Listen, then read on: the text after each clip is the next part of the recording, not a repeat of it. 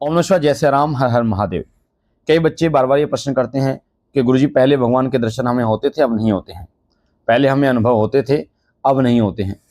पहले स्वप्न के माध्यम से हमारे इष्ट देवता माता रानी हनुमान जी महाराज हमें दिखाई देते थे, आदेश करते थे, बताते थे कुछ चीज़ें, पर अब क्यों नहीं बताते हैं? इस बारे में विस्तृत जानकारी दीजिए। तो आज की वीडियो इस प्रश्न के ऊपर है। वीडियो को ध्यान से सुनना और लास्ट तक सुनना बेटा, ताकि एक एक चीज़ बारीकी से आपको समझ में आए। भगवान के दर्शन पहले होते थे, अब नहीं होते, या अनुभव जो पहले होते थे अब नहीं होते। कई लोग इन चीज़ों को तंत्र से जोड़कर देखना शुरू कर देते हैं।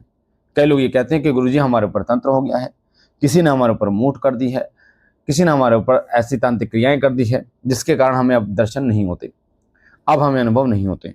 तो कुछ लोग ये सोचते हैं कि हमारी पहले पूजा स्वीकार होती थी, पर अब स्वीकार होनी बंद हो चुकी है, जिसके कारण हमारे इष्ट देवता हमसे नाराज हैं और वो हमें अब दर्शन नहीं देते, वो अब हमें आदेश नहीं देते, वो अब हमसे बात नहीं करते स्वप्न के माध्यम से, या फिर हमसे नाराज हो चुके हैं।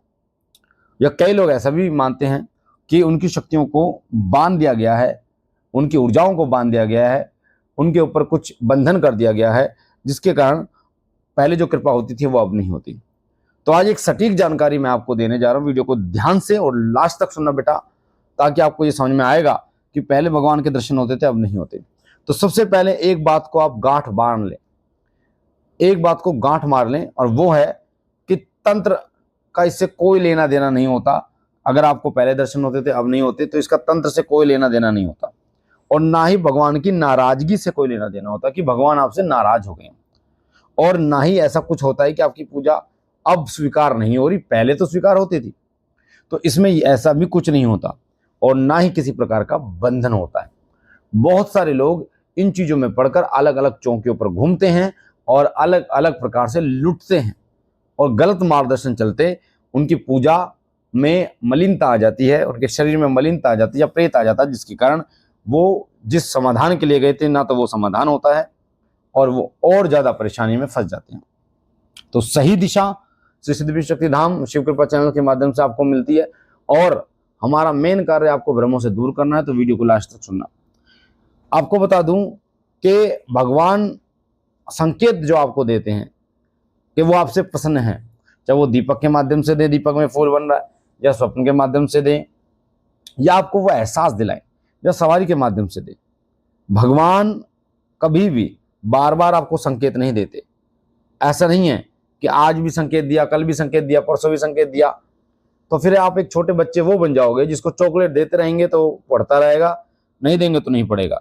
यानी दर्शन मिले तो पूजा करेंगे, नहीं मिले तो नहीं करेंगे। तो ऐसा नहीं होता।